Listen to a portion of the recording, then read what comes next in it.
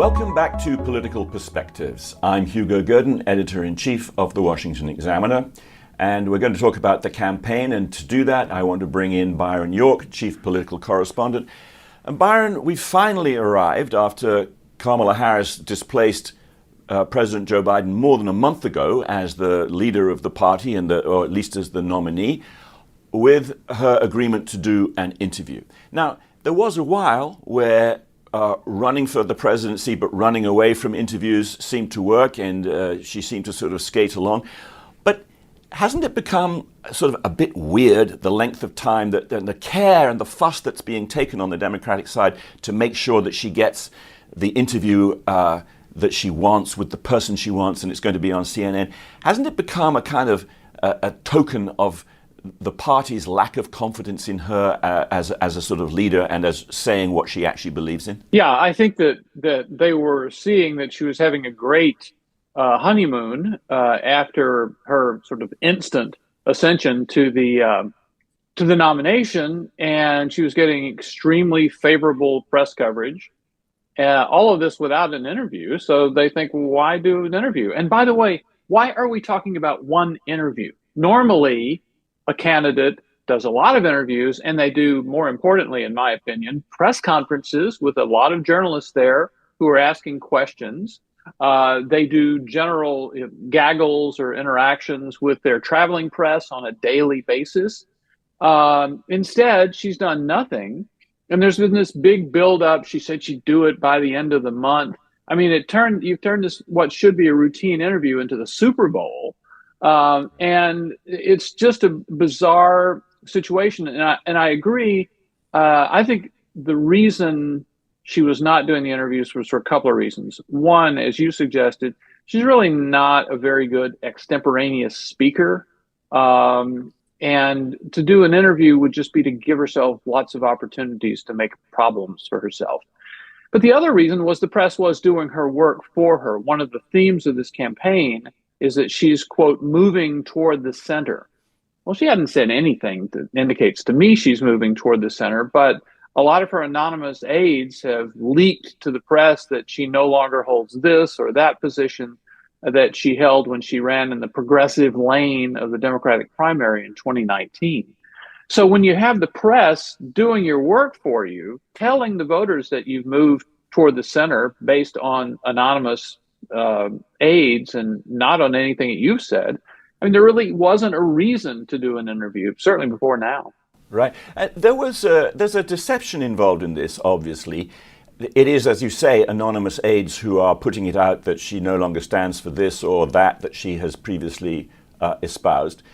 And she hasn't said it herself. This is trying to have it both ways, isn't it? So that in public, it can be, there's a kind of somewhat plausible deniability about her embrace of far left-wing policies.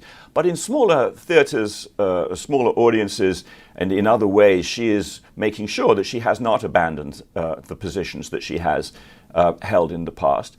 So there is a sort of central deception here, I think, in the campaign. And in the interview that she's going to do with Dana Bash on CNN, she's also taking along Tim Walz, her vice presidential pick, as a kind of security blanket. This doesn't suggest confidence either, does it? Yeah. Actually, the first thing you said, it's kind of like our Taiwan policy. It's strategic ambiguity. Right. So she doesn't really say what she believes in. And I thought it was a little odd that it's going to be a joint interview. Now, I will say, whatever reason that Harris is doing it as a joint interview, the interviewer, Dana Bash of CNN, is perfectly free to mostly ignore Tim Walz and direct her questions to Kamala Harris, who is, after all, the one who's running for president. Right. So a lot depends on the interviewer. And I believe I had originally thought, well, maybe this will be live. That would be kind of interesting, but I don't think it's going to be. I think it'll be taped. And, I think he'll see some sort of challenging questions, but my guess is you won't see the sort of real free-for-all that you might had there been maybe a more centrist interviewer. Right. And so, Byron, what are some of the questions that you would like to see her obliged to answer?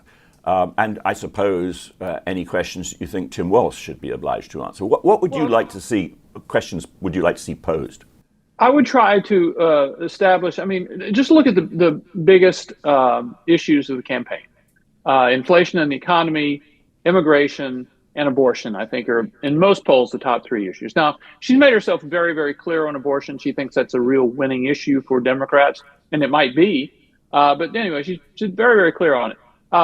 As far as the economy is concerned, I mean, she's come out and been in favor of price controls, which her aides tried to walk back after she talked about it. On immigration, in 2019, she was in favor of decriminalizing illegal border crossings and allowing people who cross illegally into the United States to stay in the United States, and to throw out Donald Trump's Remain in Mexico program, which was probably the one single policy that did the most to reduce the flow of illegal crossings at the border. So what does she think about that? Obviously, energy is a big thing. The whole fracking thing, she's apparently changed her view. She wanted to eliminate it in 2019, and now it's okay. And also, I would look for things like the administration's policy, trans policy on gender affirming care. I mean, the Biden administration has been way out there on an issue about this. And we're seeing in Europe and in the United States, some people having real second thoughts about hormone treatments, puberty blockers, and certainly surgery, all for minor children. I mean, it's an insane policy. And yet it is the policy of the Biden-Harris administration. Right. So there's a lot to ask her. And then with Walz, obviously he was governor during the riots in Minneapolis, and let's say he did not really act quickly to stop the riots. And by the way, Kamala Harris actually raised money for people who were arrested in the riots. So I think the riots and the COVID lockdowns for Walz would be another issue to talk about. Yeah, it's going to be actually a real test for CNN. Now, CNN, including Dana Bash, and were actually acquitted themselves very well. It was generally agreed in the debate, which between Donald Trump and the President Biden. But this is going to be another test to see if they are willing to hold Kamala Harris's and Tim Walz's feet to the fire, or at least persist in questions to which voters really have a right to an answer. But let's turn our attention, Byron, to Kamala Harris's opponent, to Donald Trump. There's been news from the special counsel, Jack Smith, who has come out with, I think it's called a superseding indictment. Yeah. Talk a little bit about what's in that, and also about the extraordinary timing in that this comes about 3 weeks before people start to vote. Yeah, this is a new version of the indictment that Smith filed last year against Trump. It's the case against Trump regarding the 2020 election on January 6th. So that's different from the classified documents case against Trump. Same prosecutor, but that's in Florida. So anyway, this is the 2020 case. And the reason Smith had to go back and rework the indictment was the Supreme Court decision that said that the president does actually have some areas of immunity. For example, when he is discussing things, the president is discussing things with his attorney general and top officials of his Justice Department, that sort of thing, what they discuss is basically they're immune from prosecution for that. So what Smith had done, he had made Jeffrey Clark, who was a top-ranking official in the Trump Justice Department, who had at the time wanted to send a letter to the legislature in Georgia and some other states saying that there were significant irregularities in the election, and that the Justice Department recommended that the legislature there, take another look at this. And Smith had made that. Well, first of all, Fani Willis in Georgia indicted Clark for it. And Smith had made Clark an unindicted co-conspirator because he had made that whole Justice Department thing a big episode in his indictment. Well, Now we find out from the Supreme Court that, Trump is immune from that, and that immunity covers Jeffrey Clark too. So Smith had to go in and take Jeffrey Clark and everything about Jeffrey Clark out of the indictment. And he had to do that in a few other ways too, to comport with the Supreme Court ruling. Now, the timing of it is interesting because it came out on Tuesday, 24 days before the start of early voting in some states like Virginia, which starts on the 20th of September. So you ask yourself, the Justice Department used to have what was called a rule. Maybe it wasn't a rule, it wasn't written down. It was either the 60-day rule or the 90-day rule, depending on who you talk to. But it said that that prosecutors should not, charge a case or take any big significant action like filing a new indictment within 60 days of an election.